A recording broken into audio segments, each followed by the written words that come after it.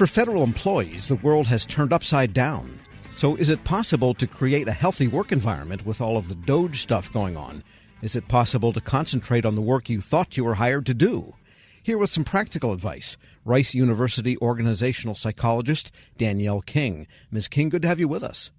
Thank you for having me. And we should point out that you have pretty good chops in this. You have done National Science Foundation funded research in this whole topic, correct? Yes, absolutely. My expertise is organizational psychology. So all about how do we create an effective workforce? How do we make leaders better? And how do we make sure that our employees, as you said, can do the jobs they were hired to do and do it well? All right. So employees are under a lot of stress right now in federal agencies. I mean, you know it, we know it. The emails coming in to our station are just almost hard to keep up with. What's your best advice for dealing with a situation? You drive to work, you're a manager, you're back in the office. What do you do to try to make sure that things operate with this crazy backdrop?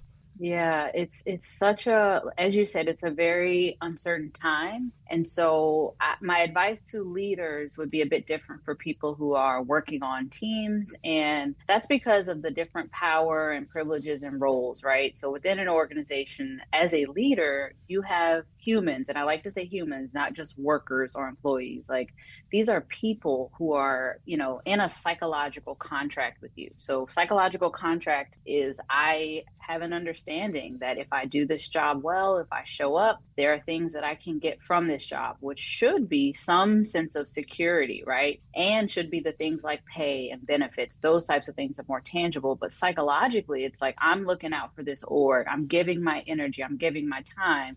This org should be looking out for me. So as leaders in this moment, part of what we can do is explaining to people what's going on. So leaders will have access to some information, maybe not all, but some information that employees don't. So giving them as much information as you can and making sure that you acknowledge the uncertainty of this moment, letting people know that their feelings are valid, their frustrations are valid, not taking that to mean, they're not being resilient.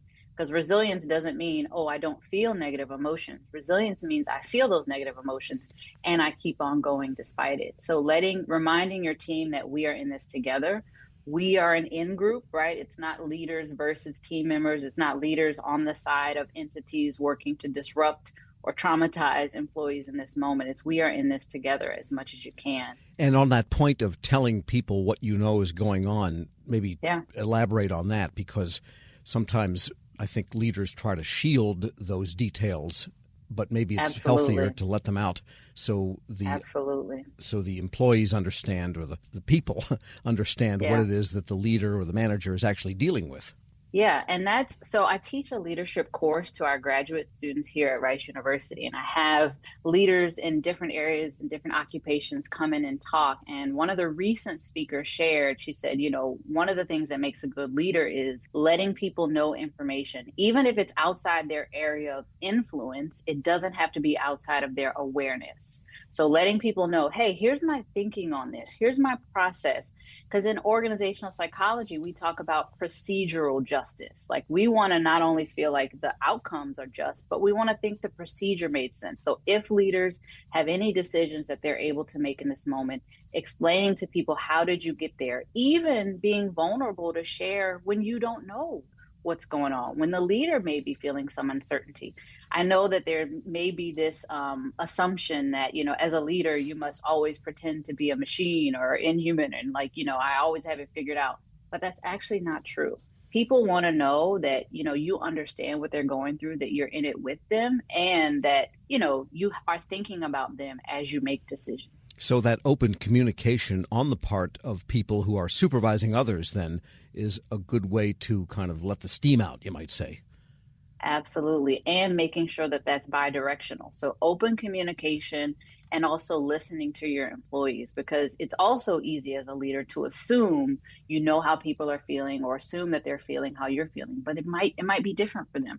So if you want to support people, a really cost-effective way is to just listen to them. Hear about, how are they feeling? What do they feel that they need in this moment? What are the unique challenges? If they have, a child, if they're caring for a parent, like additional stressors that may make job insecurity more severe for them.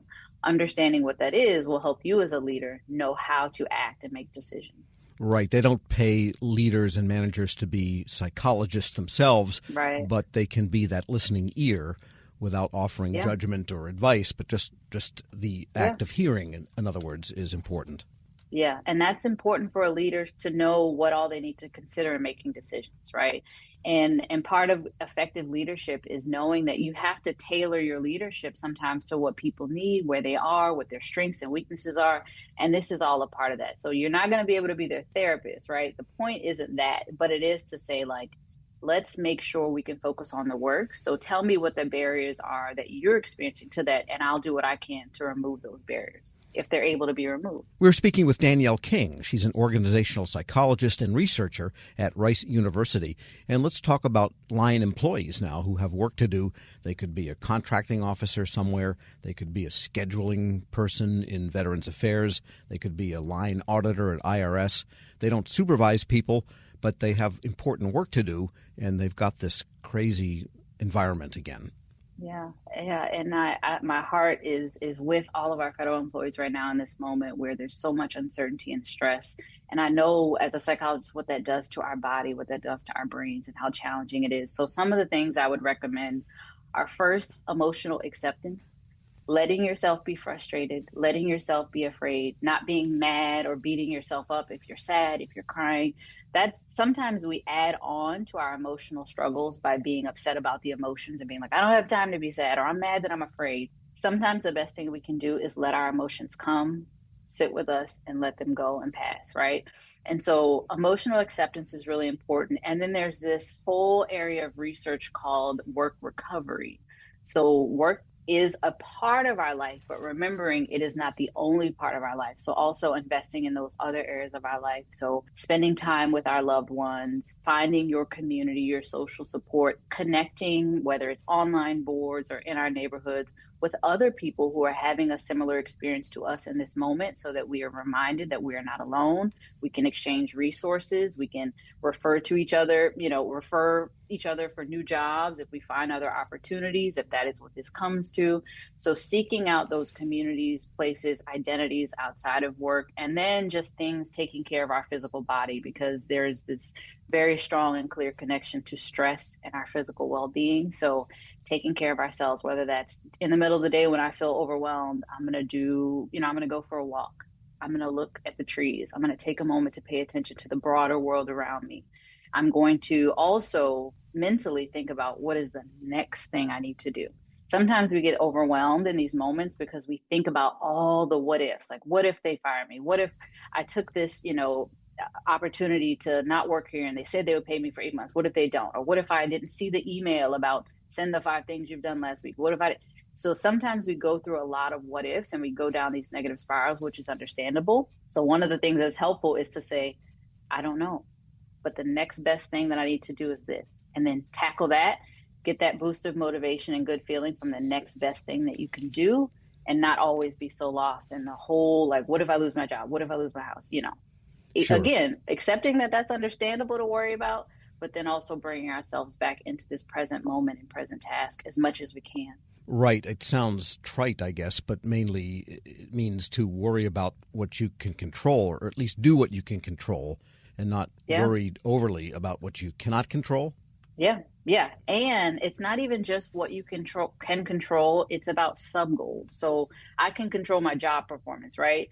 But today, this is the sub goal, the more specific short-term thing that I can control. So figuring out what are those, they call it goal chunking. Like, what are those today? What are those daily? What are those weekly goals that I can set? Because I don't know what's going to happen in 6 months. Truly, none of us do. I don't know what's going to happen in a week. So what are the sub goals? What are the things that on this day, like, what do I need to do today to feel good, to feel fulfilled, to take care of myself, whether that's choosing what I eat, right, for lunch, making a good decision of something that makes my body feel good, or tackling that thing at work that I've been putting off because that'll make me feel, proud of myself, feel some self-efficacy. Right. Even if your work does not seem to be valued right now by the DOGE and all of this stuff going on upstairs there, if you, just to get back to my mythical VA scheduler, if you do a fantastic job scheduling all the appointments that need to be done in the next 3 days, then at least you know you've done a great job for the veterans that are served, and the heck with DOGE on that moment.